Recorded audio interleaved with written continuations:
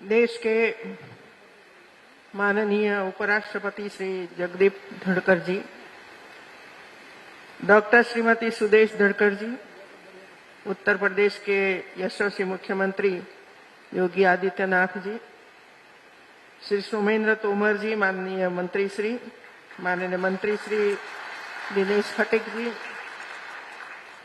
लोकसभा सदस्य श्री राजेंद्र अग्रवाल जी, लोकसभा सदस्य श्री सत्यपाल सिंह जी, राज्यसभा सदस्य श्री विजयपाल सिंह तोमर जी, श्रीमती कांता कदम जी, उपस्थित सभी अधिकारी, गणमान्य नागरिकगण, यह बहुत ही गर्व की बात है कि आज भारत गणराज्य के माननीय उपराष्ट्रपति श्री जगदीप धनखड़ जी के कर कमलों से क्रांति की इस पावन धरा पर स्थित शहीद कोतवाल Dhan Singh Gurjar police training school में अमर शहीद कोतवाल धन सिंह गुर्जर की प्रतिमा का अनावरण किया गया है।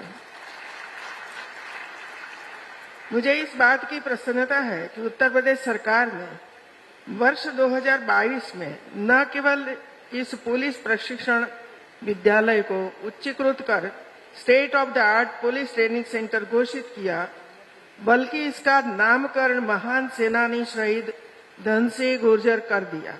इसके लिए मैं प्रदेश सरकार का आभार व्यक्त करती हूं और अभिनंदन भी देती हूं। मुझे बताया गया है कि इस संस्था में अब तक कुल 232 बेसिक व इन सर्विस कोर्स कराकर कुल 24,811 प्रशिक्षुओं को प्रशिक्षण प्रदान किया जा चुका है। इसके लिए मैं संस्था को बधाई देती हूं। मेरठ जनपद का अपना एक ऐतिहासिक महत्व रहा है। सन 1857 का प्रथम स्वाधीनता समर यहीं से शुरू हुआ। स्वतंत्र आंदोलन में इस नगरी ने न केवल सैनिकों का नेतृत्व किया, बल्कि बाल वृद्ध नर नारी के साथ सन्यासियों को भी उद्वेलित करके इसमें सहभाग करने को प्रेरित किया। 10 मई 1857 को मेरठ से जो क्रांति की शुरुआत हुई, वह वास्तव में देश की आजादी के संग्राम की शुरुआत थी। यह क्रांति सैनिकों के विद्रोह से प्रारंभ हुई। उस समय शहीद कोतवाल धन सिंह गुर्जर सदर कोतवाली के प्रभारी थे और पुलिस तथा समाज में जो क्रांति भड़की थी, उसका नेतृत्व कोतवाल धन सिंह कर रहे थे। कोतवाली में कैदी भी इस क्रांति में शामिल हो गए थे।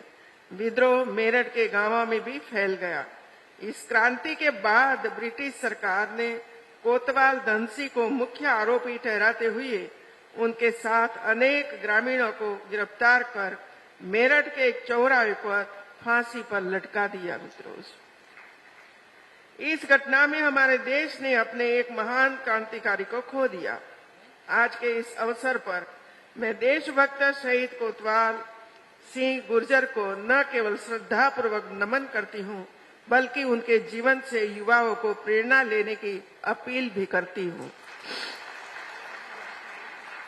क्योंकि ऐसे ही महान क्रांतिकारियों की वजह से आज हमारे देशवासी आजाद भारत में रह रहे हैं। मित्रों, भारत का इतिहास गौरवशाली रहा है। यहाँ की वीर गाथाएं विश्व में प्रचलित है। पन्ना धाय से लेकर झांसी की रानी तक की वीरता की कहानियां हम अपने बच्चों को सुनाते एवं पढ़ाते हैं। धन सिंह कोतवाल ऐसे वीर क्रांतिकारियों में से एक थे। उन्होंने मेरठ की क्रांति धरा से आजादी के लिए जो बिगुल फूंका था, उसकी आवाज पूरे देश तक सुनाई पड़ी थी।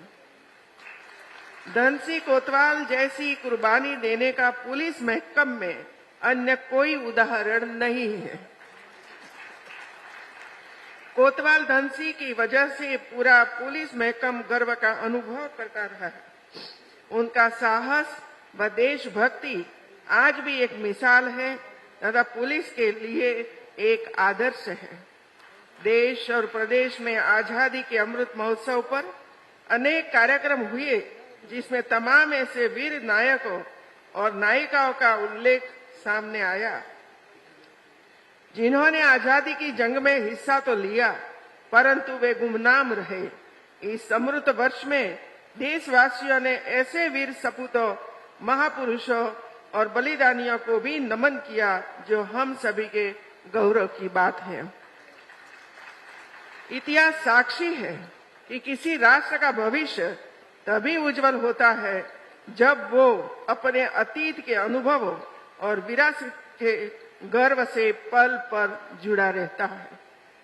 हमारे भारत के पास तो गर्व करने के लिए अथाग भंडार है, समृद्ध इतिहास है और चेतनामय सांस्कृतिक विरासत भी है। हम सब समाज व राष्ट्र की सेवा कर अपने दायित्व का निर्वाह करें।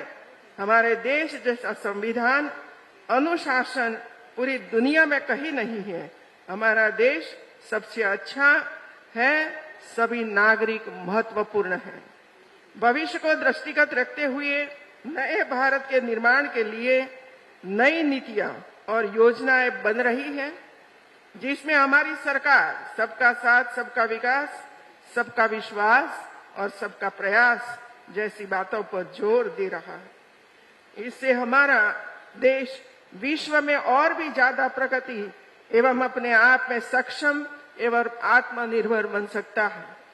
आज स्वतंत्रता संग्राम सेनानियों के सपनों का आत्मनिर्भर भारत को साकार करने हेतु प्रधानमंत्री श्री नरेंद्र मोदी जी के नेतृत्व में केंद्र सरकार और माननीय मुख्यमंत्री श्री योगी आदित्यनाथ के नेतृत्व में उत्तर प्रदेश सरकार कृत संकल्प है।